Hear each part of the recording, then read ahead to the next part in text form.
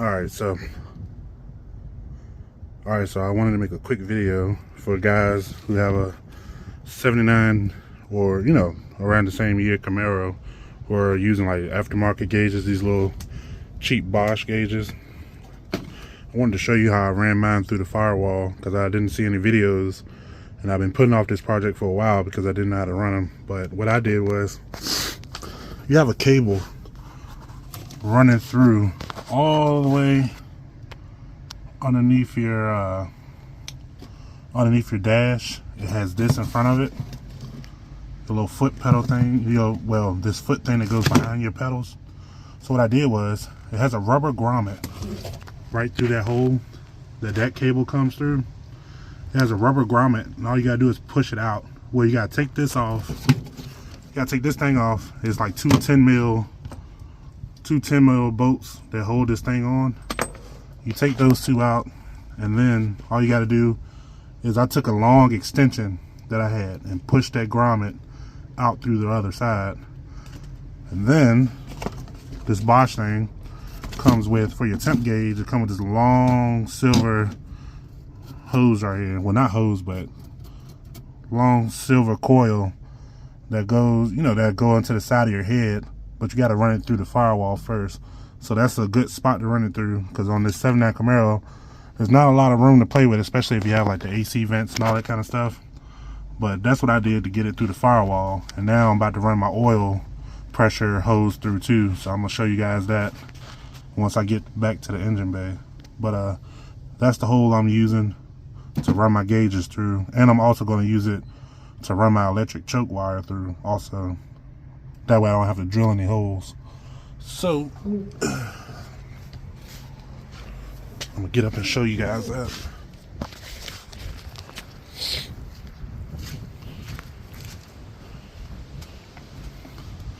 So inside my engine bay, right? That's the hole I was talking about. It's underneath the brake booster. And I ran it all the way over, and I put it into my head, the side of my head's right there. Then for my oil pressure, I have this little white hose that's running to my block. It comes with a fitting that screws perfectly into your to the back of your block behind your distributor, so that way you don't have to find a fitting that fits. So comes with this little hose that's for your oil pressure. What I did, I taped it to the end of this long extension because it's hard to get your hands in there. So I'm gonna use this to go way down in there and stick it back through the hole like that. That way I can get that hose through.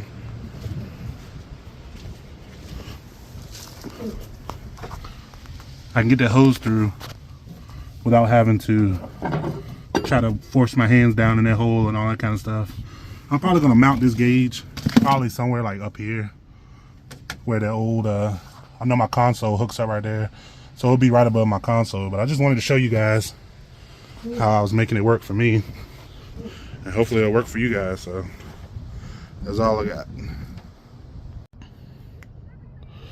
So I got my electric choke wire through the firewall, through that same hole I showed earlier, and I put one of these little connectors on there, and my plan is to run it to my fuse box and put it on the gauge, fuse, because it's supposed to be gauges are supposed to be 12 volt with the ignition on. So I went and I bought this fuse block taps for glass fuses. So you see that little gold thing? They call that a tap, and it's supposed to connect to one of those little clips, that little red clip. And it's supposed to let me tap into that electricity that's going through that fuse. So that's my plan for my electric choke for my Edelbrock carburetor. So I'll film another part showing the fuse in there with the tap on, and we'll go from there. This is my old fuse right here. It has red on it. I don't know if the red means like that it blew, or I don't know why it would be red instead of the metal in the middle being broken. But I'm gonna replace it with this brand new one. Hopefully it'll still work the same. They're the same size, so hopefully they'll work. So I'll take another video with the fuse tap and the fuse tap and the connector hooked on.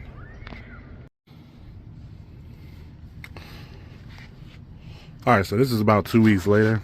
I've come back to finish this fuse situation I got going on with trying to run the electrical choke up. What I ended up doing, instead of using those glass fuses with the little adapter, I ended up going with one of these. This is it's like a fuse holder that you can use in these old glass fuse boxes. I bought one of these so I could run that electrical that red electrical cord off this little tab right here. So this works perfectly for what I'm trying to do. Hey, I bought some fuses, I bought this. All I did was put it in the box, put a 20 amp fuse on it, and I had that little clip for me to clip onto, which ended up working out perfectly. So that's what I had to do to get it to work for me. Hope it'll work for you guys. I'll put the link down in the comments, but go ahead and check that out.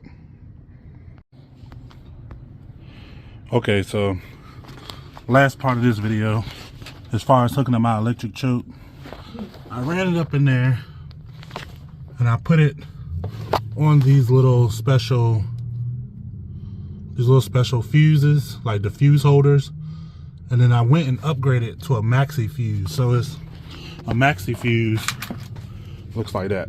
I got it from O'Reilly's. It's a 20 amp, but it's a bigger fuse. That way it stretches all the way across. Let me see. It stretches all the way across here in the fuse box. The other little fuse, we're only touching the insides right here. The big one fits all the way across. So that's gonna be the one you wanna go get. And it worked out fine for me so far. I haven't tested it, but that's how it looks. And I put it in the radio slot because I know that's key on ignition. So I'll show you my carburetor too.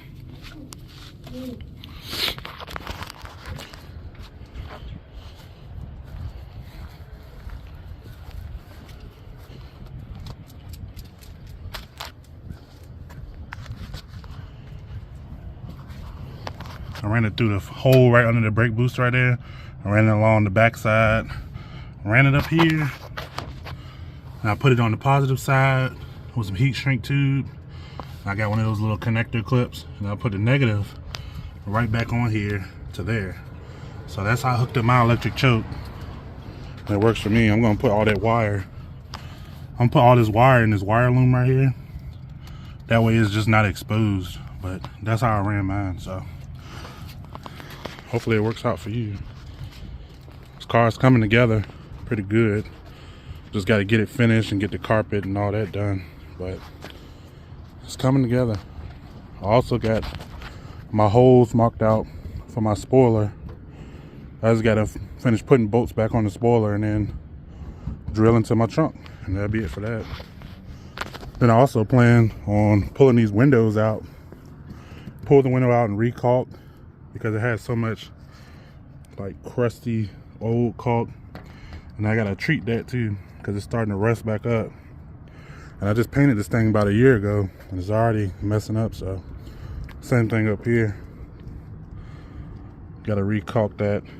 So I definitely will be doing that. But